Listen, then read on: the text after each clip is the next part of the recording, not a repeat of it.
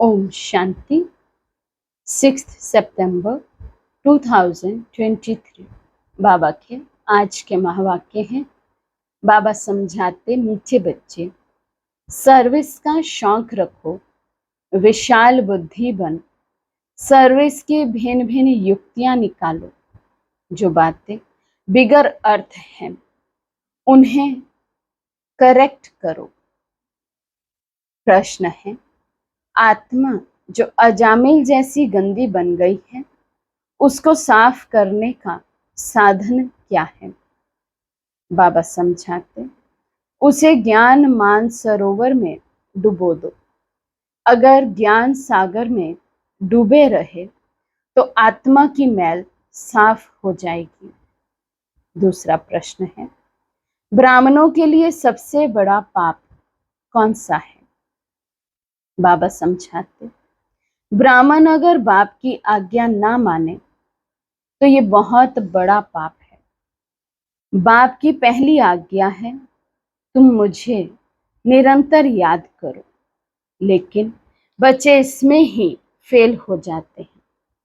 फिर माया कोई ना कोई विक्रम करा देती है। गीत है, छोड़ विधे आकाश सिंहासन। ओम शांति। बच्चों की बुद्धि में क्या आता है? कौन आया है? बाप, टीचर, सतगुरु। माता पिता अक्षर तो जरूर चाहिए। माता पिता अक्षर भारत में प्रचलित है। तुम माता पिता, हम बालक तेरे।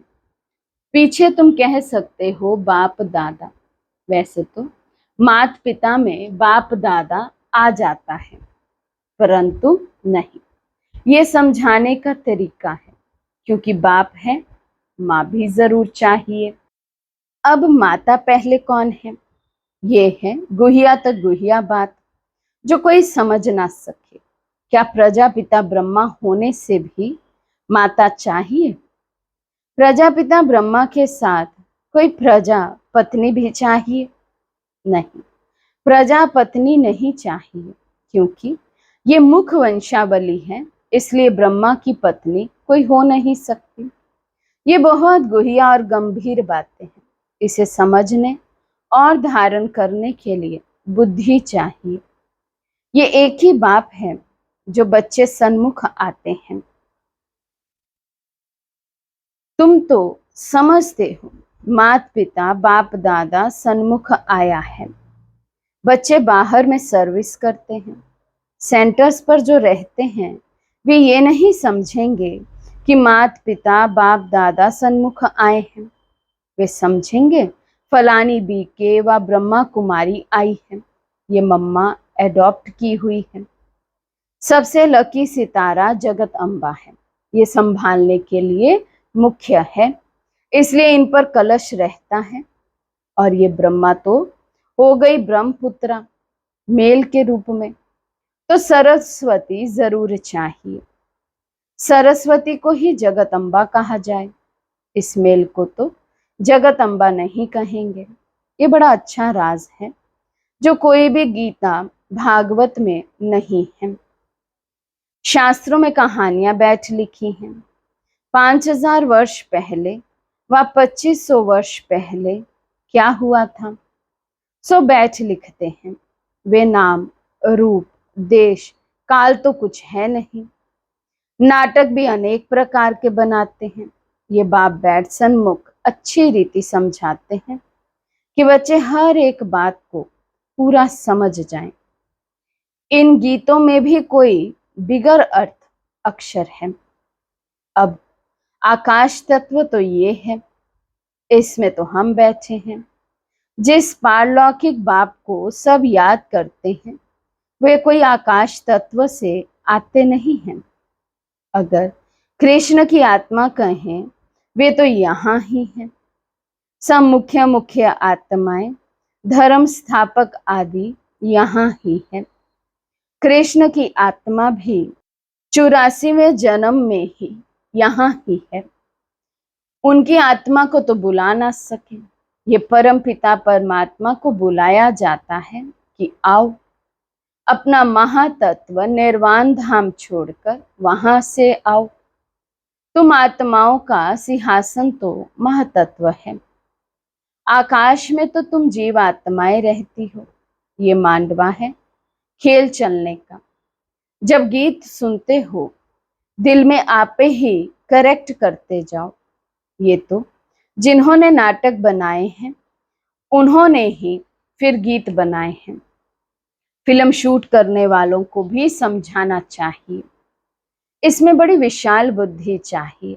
बाबा राय देते हैं सर्विस करने लिए।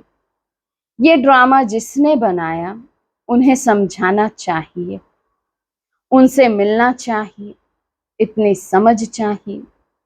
बाप तो डायरेक्शन देंगे, बाप को तो जाकर नहीं पूछना है। बाप तुम बच्चों को डायरेक्शन देंगे, ऐसे ऐसे करो, श्रीमत पर चलो। वास्तव में धरती ये भारत खंड है। पूरे ही गीत पर बाबा मुरली चला रहे हैं। तो बाबा कहते जिन्होंने ये गीत बनाया, नाटक बनाया, उन्हें जाकर इसका सही अर्थ समझाना चाहिए। बाबा कहते बाबा तो डायरेक्शन ही देंगे, करना तो बच्चों को ही है। भारत में ही उनका आना होता है, भारत ही उनका बर्थ प्लेस है। सभी उस निराकार फादर को ही बुलाते हैं। कृष्ण तो सबका फादर नहीं है। और मुरली जो दिखाते हैं वे कोई काठ की तुतारी तो नहीं है जो कृष्ण के हाथ में देते हैं। मुरली तो वास्तव में है ज्ञान की। गॉडेज ऑफ नॉलेज सरस्वती को कहते हैं। राधे को नहीं कहेंगे, कृष्ण को भी नहीं कहेंगे। ये तो जोड़ी है बाप और बच्चे की। सरस्वती को कहा जाता है गॉडेज ऑफ नॉलेज। तो जरूर प्रजापिता ब्रह्मा, ब्रह्मपुत्रा भी गॉड ऑफ नॉलेज होना चाहिए। लेकिन ब्रह्मा के लिए तो गाया नहीं जाता। गॉड इज नॉलेजफुल कहा जाता है। ब्रह्मा नॉलेजफुल नहीं, गॉड इज नॉलेजफुल। परमपिता परमात्मा ज्ञान सागर है, तो जरूर अपने बच्चों को ज्ञान देंगे। पहले पहले इनमें प्रवेश कर इन द्वारा दूसरों को देते हैं। इनमें सब लकी सितारे आ जाते हैं। ज्ञान सूर्य, फिर ज्ञान चंद्रमा, ये ब्रह्मा हुए। फिर चाहिए ज्ञान चंद्रमा के नजदीक एक सितारा जो चंद्रमा के सामने खड़ा रहता है। वे बहुत तीखा होता है। उनको ज्ञान लकी सितारा कहेंगे। उनका नाम सरस्वती रखा हुआ है। सरस्वती बेटी हो गई ना, ये तो बाप भी हुआ। नदी बड़ी भी हुई, बहुत बड़ी नदी है। सब नदियों का मेल सागर में होता है। सागर और नदियों का मेला होता है। सरस्वती भी सागर में मिलती है, उनका मेला नहीं लगता। मेला ब्रह्मपुत्रा नदी का लगता है। ये नदी वंडरफुल है, मेल है। नदी तो फीमेल को कहा जाता है। ये गुहिया राज बहुत समझने लायक है, परंतु ये बातें पहले पहले कोई को नहीं बतानी चाहिए। पहले तो लौकिक मात पिता, पारलौकिक मात पिता का राज समझाना चाहिए। लौकिक मात पिता से अल्पकाल क्षणभंगुर सुख का वर्षा मिलता आया है, ये तो पक्का याद रहना चाहिए। दूसरा कोई दो बाप का राज समझा ना सके। वे तो जानते ही नहीं। गाते हैं तुम मात पिता हम बालक तेरे। अब पिता सर्वव्यापी है तो माता कहाँ गई? ये समझने की बात है ना। मात पिता चाहिए ना। मात पिता कहा जाता है निराकार को, परंतु ये समझते नहीं कि इनको मात पिता क्यों कहा जाता है। वे तो गॉड फादर है। फिर कहते हैं एडम और ईव। एडम ही ईव है, ये नहीं समझते। प्रजापिता ब्रह्मा वही फिर माता हो जाती है। एडम और ईव अथवा आदम बीबी कहते हैं, परंतु अर्थ नहीं समझते हैं। बच्चे समझ सकते हैं आदम बीबी वास्तव में ये है, ब्रह्मा बाबा ही हमारे पिता भी हैं तो माँ भी है। बाबा कहते लेकिन वहां दुनिया में क्या समझ लेते, युगल रूप, मेल और फीमेल। लेकिन यहाँ ऐसा तो कह नहीं सकते कि मम्मा और बाबा, वो युगल रूप तो है ही नहीं। मम्मा एडॉप्टेड चिल्ड्रन है, एडॉप्टेड चाइल्ड है शिव बाबा का, तो भले देखभाल करने के लिए माताओं बहनों की मम्मा को मुकर्रर किया, लेकिन माता पिता दोनों पार्ट ब्रह्मा बाबा ने भी बजाए। इसलिए बाबा कहते हैं आदम और बीबी, एडम और ईव दोनों ही ब्रह्मा बाबा के लिए हम यूज कर सकते हैं, परंतु अर्थ नहीं समझ सकते हैं। बच्चे समझ सकते हैं आदम बीबी वास्तव में ये है, बीबी सो आदम है।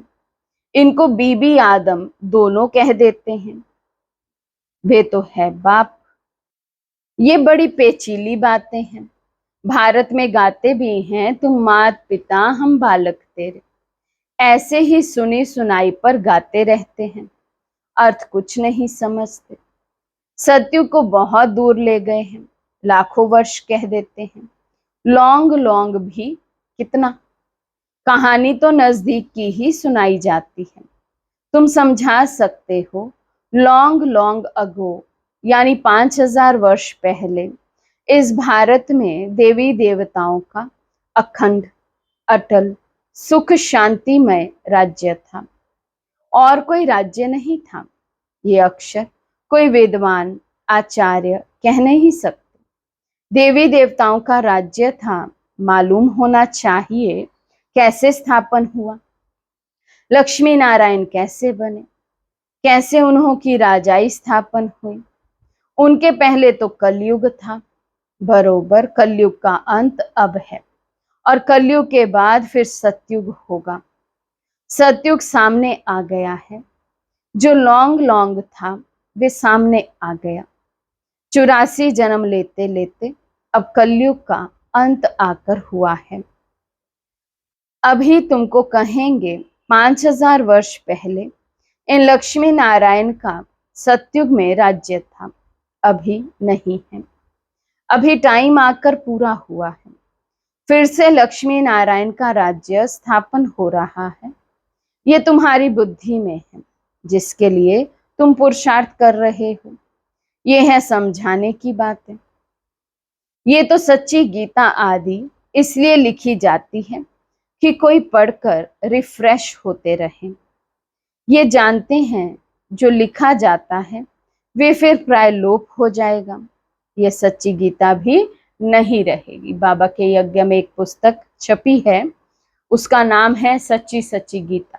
तो बाबा उसका रेफरेंस दे रहे हैं कि भले जानते हैं कि ये भी जो लिखा है वो लोप हो जाएगा, जब सतयुग आएगा, सतयुग में तो ये किताबें नहीं जाएंगी, लेकिन फिर भी बाबा कहते लिखा इसलिए जाता है कि बच्चे पढ़ें और उनकी बुद्धि में ज्ञान रिफ्रेश हो जाए। जो तुम लिखते हो वे सच्चा ज्ञान प्राय लोप हो जाना है, और साथ साथ शास्त्र भी सब प्राय लोप हो जाएंगे। सतयुग त्रेता में शास्त्र होते नहीं, फिर कल्प पहले जैसे द्वापर से बने थे वैसे बनने लग पड़ेंगे। ये है भक्ति मार्ग की सामग्री। रचना की सामग्री बहुत बड़ी है, ये ज्ञान सेकंड में ले लेते हो। सारी रचना के आदि मध्य अंत को तुम जानते हो, तिथि तारीख सहित पूरा हिसाब किताब है। 84 जन्म सब नहीं लेते हैं, कोई 70 लेते, कोई 60 लेते, कोई 2 भी लेते हैं। वे सारा मिनिमम और मैक्सिमम का हिसाब है। पीछे आने वालों के जरूर नंबरवार थोड़े थोड़े जन्म होंगे, उसका फिर विस्तार करना फालतू हो जाता है। तुम बच्चे नटशेल में समझ सकते हो। 84 लाख जन्म तो है नहीं, 84 जन्म भी हर एक नहीं ले सकते। ऐसे ही सिर्फ कह देते हैं 84 का चक्र, 84 लाख जन्मों का चक्र नहीं गाया जाता। पाप कपट की छाया पड़ गई है। अब रावण का राज्य है ना, आत्मा पर मैल की छाया पड़ते पड़ते अब बिल्कुल ही अजामिल हो गए हैं। इतनी मैल चढ़ी है जो साफ होती ही नहीं। उस मैल को निकालने के लिए फिर गाया हुआ है ज्ञान मान सरोवर, उसमें डूबा रहे। जैसे जंक लगती है तो उनको उतारने के लिए घासलेट में डाला जाता है, ये भी जंक लगी है, इसलिए ज्ञान सागर में डूबे रहो। कोई पानी की नदी व सागर की बात नहीं, ज्ञान सागर जो ज्ञान देते हैं उस नॉलेज में तत्पर रहना है। गृहस्थ व्यवहार को भी संभालना है, उसमें कोई मत चाहिए तो लेते रहो। हर एक का कर्म बंधन अपना अपना है। सर्जन सबके लिए एक ही दवा नहीं देते हैं। हर एक का कर्म बंधन, हर एक की बीमारी अपनी अपनी है। ये 5 विकारों की बीमारी महाभारी है। इस बीमारी को कोई जानते ही नहीं, ये कब से शुरू होती है। आत्मा को बीमारी लगने से शरीर को भी बीमारी लग जाती है। आत्मा में दुख पड़ता है तो शरीर में भी पड़ जाता है। ये बातें शास्त्रों में नहीं है, वे तो भक्ति मार्ग का भक्ति कांड है। भक्ति का भी बाबा ने बताया है कि पहले होती है अव्यभिचारी भक्ति, फिर रजोगुनी व्यभ्याचारी भक्ति, फिर व्यभ्याचारी तमोगुनी भक्ति। जैसी जैसी भक्तों की अवस्था वैसी भक्ति भी हो जाती है। ज्ञान भी ऐसे उतरना है, पहले 16 कला, फिर 14 कला, फिर 12 कला। प्रारब्ध जो बनती है वे फिर उतरती जाती है। तुम बच्चे जानते हो ये कमाई है, कमाई में विघ्न पड़ते हैं, दशाएं बदलती हैं। पूछते हैं हमारे ऊपर कौन सी दशा बैठी हुई है, फिर वे लोग बतलाते हैं इस सच्ची कमाई में भी बच्चों पर दशाएं बैठती हैं। कोई पर राहु की दशा बैठती है, काला मुंह कर लेते हैं। बृहस्पति की दशा थी, फिर माया ने थप्पड़ लगाया तो राहु की दशा बैठ गई। काम में गिरा और फट से राहु का ग्रहण लगा, ताला बंद हो जाता है। ये है गुप्त कड़ी सजा। वे फिर कभी कह नहीं सकेंगे कि भगवान उवाच काम महाशत्रु है। सन्यासी भी काम महाशत्रु के कारण ही स्त्री को छोड़ चले जाते हैं। ये भी निवृत्ति मार्ग की पवित्रता भारतवासियों के लिए अच्छी है। भारतवासी ही पवित्र से अपवित्र बनते हैं तो उन्हों को थमाने के लिए ये सन्यासी हैं। मरम्मत के लिए ये पवित्रता है। पवित्रता की ताकत से ही सृष्टि इतना चलती है। अभी तो वे भी पतित बन पड़े हैं, तुम्हें उनकी भी सर्विस करनी है। सर्विस का तुम बच्चों को बहुत बहुत शौक रहना चाहिए। बेकायदे कोई भी चलन नहीं चलनी है। भल पुरुषार्थी हो, संपूर्ण तो कोई बना नहीं है। कुछ ना कुछ पाप होते रहते हैं। बाप की आज्ञा ना माना ये भी बड़ा पाप है। बाप का फरमान है निरंतर मुझे याद करो। जानता हूं कि कर नहीं सकेंगे, परंतु तुम पूरा पुरुषार्थ ही नहीं करेंगे। जो करेंगे वे अच्छा पद पाएंगे। अच्छा, मीठे मीठे सिके लदे बच्चों प्रति माता पिता बाप दादा का याद प्यार और गुड मॉर्निंग। रूहानी बाप की रूहानी बच्चों को नमस्ते। हम रूहानी बच्चों की रूहानी बाप दादा को दिल व जान सिक व प्रेम से नमस्ते नमस्ते नमस्ते जी। धारणा के लिए मुख्य सार। फर्स्ट पॉइंट, 5 विकारों की बीमारी से मुक्त होने के लिए सर्जन की राय लेते रहना है। आत्मा पर कोई बीमारी ना लगे इसकी संभाल करनी है। सेकंड पॉइंट, सच्ची कमाई करनी और करानी है। कोई भी बेकायदे चलन नहीं चलनी है। राहु की दशा कभी ना बैठे, इसके लिए बाप के फरमान पर सदा चलना है।